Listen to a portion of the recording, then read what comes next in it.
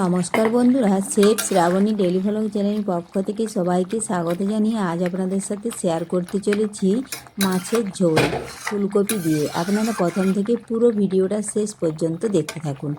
ভিডিওটি ভালো লাগলে একটা লাইক দিয়ে পাশে থাকুন ও বন্ধুদের সাথে শেয়ার করে দিন। চলুন তাহলে শুরু করি।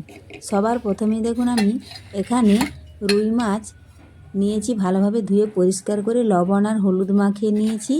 এদিকে গ্যাস ধরিয়ে কড়াই বসিয়ে সাদা তেল দিয়েছি, তেল ভালোভাবে গরম হয়ে গেছে। এখন এক এক করে মাছের পিসগুলো আমি তেলের মধ্যে দিয়ে উল্টে পাল্টে লাল লাল করে ভেজে নেব। তার আগে যদি কোনো বন্ধু আমার চ্যানেলে নতুন হয়ে থাকেন, চ্যানেলটি সাবস্ক্রাইব করে বেল আইকন অনে সেট করে দিন সবার প্রথমেই আমার এই রেসিপি পেতে। তো দেখুন বন্ধুরা, মাছের এক পাশ ভাজা হয়ে গেছে, আমি উল্টে নিয়েছি। আর এই দেখুন মাছগুলো একে অপরের গায়ে লেগে যাওয়ার ফলে আমার কিন্তু একবারেই 4টে উল্টানো হয়ে গেছে। আর একটা উল্টে নিলাম। এখন আবারও আরেক পাশ লাল লাল ভেজে নেব। দেখুন দুপাশেই লাল লাল ভাজা হয়ে গেছে।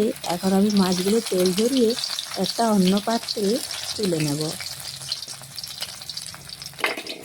এই দেখুন তুলে নিয়েছি। আর একটা একটু বাকি ছিল, সেটাও দিয়ে দিলাম। এখন ওই তেলের মধ্যে ফুলকপি কেটে রেখেছি, ফুলকপিগুলো ভেজে নেব।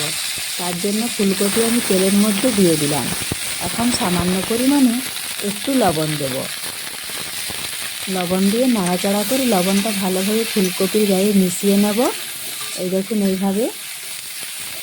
আর ফুলকপি ভেজে নিলে কিন্তু ফুলকপির যে একটা গন্ধ থাকে, সে গন্ধটা আর থাকে না। অনেক সময় আপনারা একটু ভাপিয়ে নিলে আরও ভালো হয়, তাহলে তো ফুলকপি থেকে আর গন্ধ চলেই যায়। তো দেখুন একটু ঢাকা দিয়েছিলাম, আমি তুলে নিচ্ছি। এখন আবারও উল্টে নেব নাড়াচাড়া করে।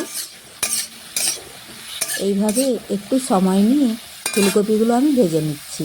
ফুলকপি থেকে যে একটা জল থাকে, সেই জলটা শুকিয়ে নিলেই কিন্তু আমি তুলে নেব।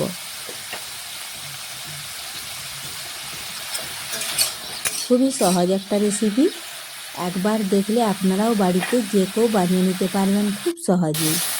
এ দেখুন বন্ধুরা, ফুলকপির গায়ে যে জল ছিল সেটা শুকিয়ে গেছে। এখন ফুলকপি আমি তুলে নিচ্ছি। ফুলকপিগুলো ভাজা হয়ে গেছে। এখন ওই কড়াইয়ের মধ্যে আবারও পরিমাণ মতো আমি সাদা তেল দিলাম।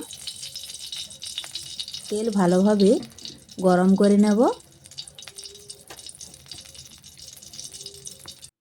তেল ভালোভাবে গরম হয়ে গেছে। এখন আমি এর মধ্যে দিচ্ছি 2 টুকরো তেজপাতা, গোটা জিরে, 5 ফোড়ন, একটু ভেজে নেব।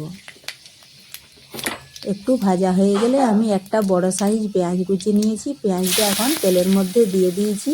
নাড়াচাড়া করে একটু পেঁয়াজটা ভেজে নিচ্ছি। দেখুন এইভাবে নাড়াচাড়া করে পেঁয়াজটা একটু নরম করে নেব। যখন একটু পেঁয়াজটা নরম হয়ে যাবে, আমি লম্বা লম্বা করে আলু কেটে রেখেছি, সেই আলুগুলো পেঁয়াজের মধ্যে দেখুন দিয়ে দিয়েছি। আর সামান্য পরিমাণে একটু লবণ দিয়েছি। দিয়ে আলু আর পেঁয়াজ একসাথে কিছুক্ষণ আমি ভেজে নেব। এই দেখুন কিছুক্ষণ ভাজা হয়ে গেলেই আমি কিন্তু এখানে দেব আদা, জিরে, গোলমরিচ ও কাঁচা লঙ্কা বাটা। এখন আমি আবারও আলু, পেঁয়াজ, আদা, জিরে, কাঁচা লঙ্কা বাটার সাথে আবারও বেশ কিছুক্ষণ আমি ভেজে নেব। তাতে আদা জিরের কাঁচা গন্ধটাও চলে যাবে। দেখুন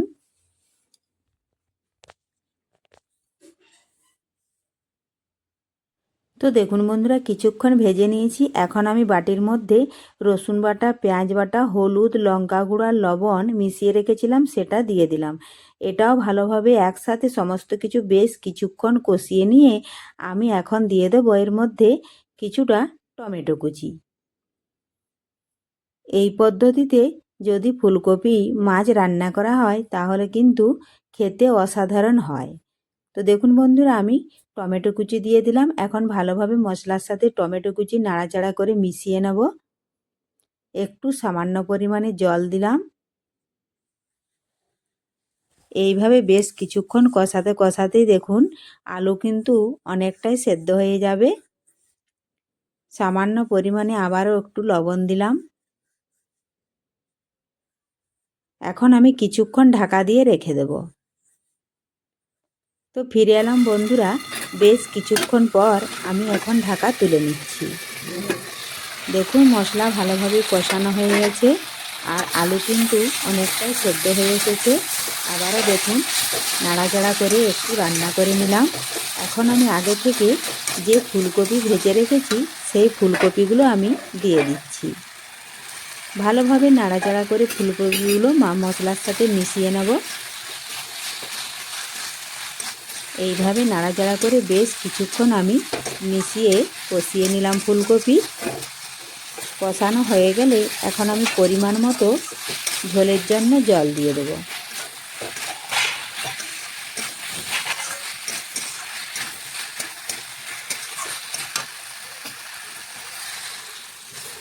এই দেখুন আমি এখানে 1 গ্লাস দিলাম, আবার 1 গ্লাস দিয়েছি। এখন বেশ কিছুক্ষণ আমি ফুটিয়ে নেব। আলু ফুলকপি ফুটিয়ে নিলে যেটুকু সেদ্ধ হতে বাকি আছে সেটাও কিন্তু ভালোভাবে সেদ্ধ হয়ে যাবে। দেখুন বেশ কিছুক্ষণ আমি ফুটিয়ে নিয়েছি। এখন আমি ভেজে রাখা মাছগুলো দিয়ে আবারও কিছুক্ষণ কিন্তু ফুটিয়ে নিলেই তৈরি হয়ে যাবে মাছের ঝোল ফুলকপি দিয়ে। তো আজকের এই রেসিপি কেমন লেগেছে কমেন্ট করতে অবশ্যই ভুলবেন না। পুরো ভিডিওটা ভালো লাগলে লাইক শেয়ার ও সাবস্ক্রাইব করে আমার পাশে থাকবেন। ধন্যবাদ। ফিরে আসছি পরের